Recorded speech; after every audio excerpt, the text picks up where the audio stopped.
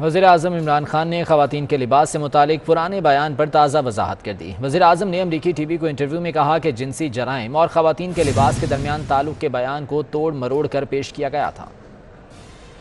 پھر وہی سوال اور تقریباً ملتا جلتا جواب۔ وزیراعظم عمران خان نے ایک بار پھر خواتین کے لباس کو جنسی جرائم کی بنیادی وجہ قرار دے دیا۔ صحافی نے وزیراعظم سے ان کے جنسی جرائم سے متعلق بیان سے متعلق استفسار کیا تو وزیراعظم بولے کہ ان کا بیان غلط انداز میں پیش کیا گیا۔ I said the concept of parda is avoid temptation in the society. Imran Khan نے مغرب اور پاکستانی معاشرے میں فرق سمجھانے کی کوشش کی اور کہا کہ ہمارے ہاں رہن سہن بالکل مختلف ہے۔ We don't have discos here, we don't have nightclubs. So it is a completely different society, way of life here. So if you raise temptation in the society to the point and all these young guys have nowhere to go, it has consequences in the society. صحافی نے سوال کیا کہ کیا خواتین کے لباس ہی جذبات ابھارنے کے اس عمل کا حصہ ہیں، جس پر عمران خان نے کچھ یوں وضاحت دی۔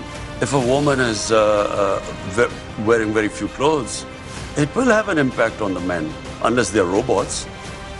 I mean, it's common sense.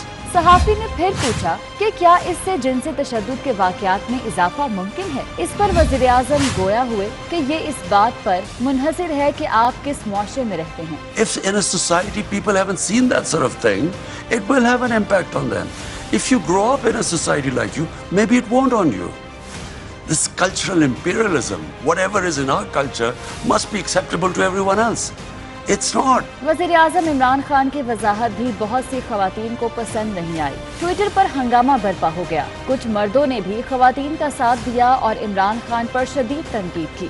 ان کا کہنا تھا کہ خواتین کے لباس اور جنسی جرائم میں تعلق جوڑنے کی کوشش سے جنسی جرائم کے لیے جواز پیدا ہوتا ہے۔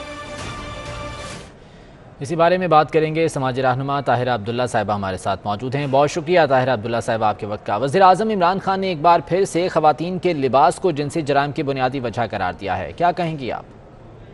مجھے سمجھ میں نہیں آتا کہ پرائم منسٹر کے ساتھ کس زبان میں، کن الفاظ میں اور کس طریقے سے گفتگو کی جائے، کیونکہ پچھلی مرتبہ اور اس سے پچھلی مرتبہ اور اس سے پچھلی مرتبہ ہم با آواز بلند بیان کر چکے ہیں، وہ چھپ چکا ہے، ہم مظاہرے کر چکے ہیں، ہم نے معافی مانگنے کا مطالبہ کیا ہے۔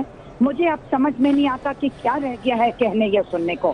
اگر پرائم منسٹر اتنا ایک طرح سے تمام تر ہوش و حواس کھو بیٹھا ہے، اس کو یہ معلوم ہی نہیں کہ وہ کیا گفتگو کر رہا ہے، کس کے سامنے کر رہا ہے اور اس کے آگے جا کے کتنے خوفناک نتائج نکل سکتے ہیں، تو میں سمجھتی ہوں کہ پھر اس کو ملک کی حکمرانی کرنے کا جواز باقی نہیں رہتا۔ جس طرح کے یہ بیانات آ رہے ہیں، یہ صرف عورتوں کی تضعیف اور تذلیل نہیں ہو رہی، یہ پاکستانی مردوں کی بھی شدید ترین تضعیف اور تذلیل ہے۔